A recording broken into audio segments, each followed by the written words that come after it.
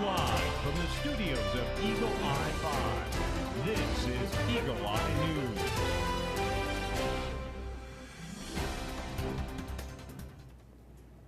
Good morning, Eastlake. I'm Ryan Smith. And I'm Anthony Samarkos, and this is Eagle Eye News. Students, I would like to say congrats to our local FBLA chapter on making it past states and going to nationals.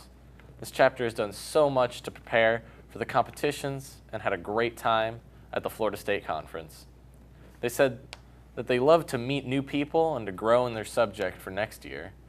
They also added that the workshops provided a lot of insight for their competitions, and it helped them for next year in preparing for another competition.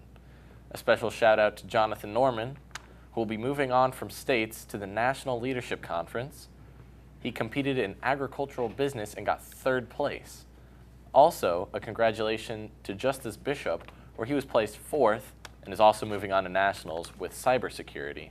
These two people and many others competed at states. We are very proud of everyone who went and gave it their all. Some of the things Jonathan said was that I was very excited to achieve this award, and I've worked hard all year, and this is a dream come true.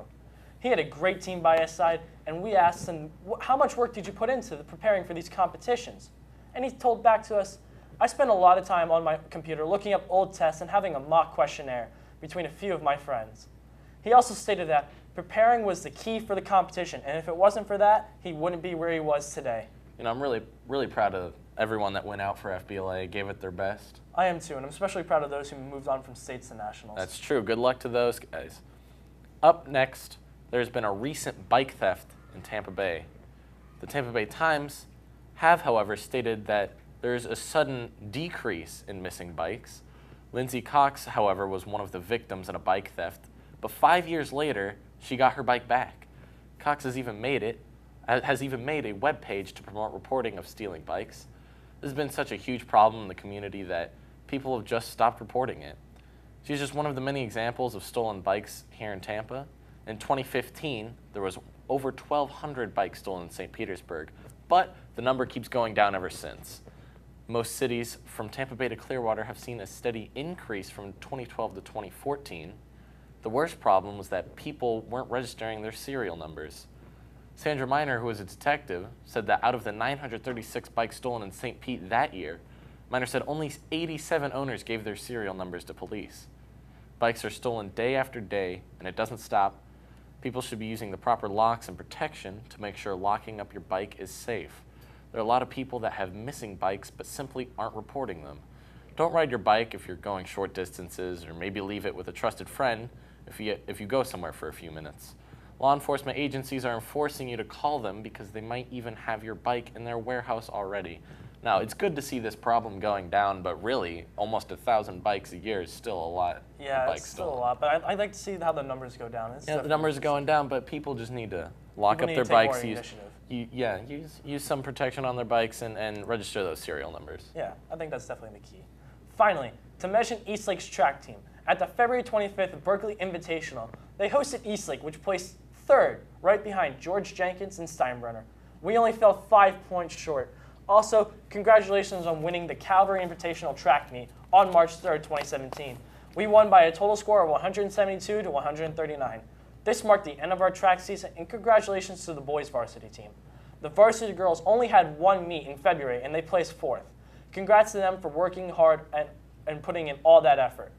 As one of the spotlights, we'd like to mention Parker Valby. She has made it onto the states round, finishing her qualifier in 4th place. Her time recorded as 11 minutes 30 seconds for the 3,200 meter race.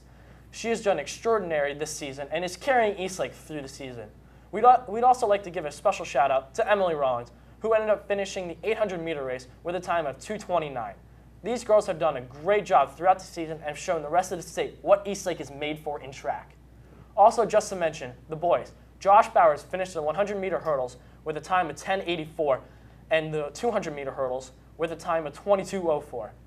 He came out on top of all others and gave Eastlake the win for the meet. Also, congratulations to our 4x800 meter relay team at the FHSAA State Championships and finishing with a time of 8:22. Both these teams practice and train together very hard. They always like running together after school and laughing, having a nice time preparing for a big meet. It's a special bond that they create together that makes them compete so well. They're always there for each other and carrying them and helping each other out. So we'd like to just say congratulations to all of our runners for all their hard work in this season and for their accomplishments. All right, well, it's really good to see how well our track team's been performing, and it's good community building. It's good with those special bonds that they make together. Yeah, and it's really good representation of the school, and just good to get out there. And it's good get for our some local exercise. community Yeah, too. Yeah. definitely. Signing off, I'm Ryan Smith. And I'm Anthony Samarkos, and this is Eagle Eye News. Have a great day, East Lake.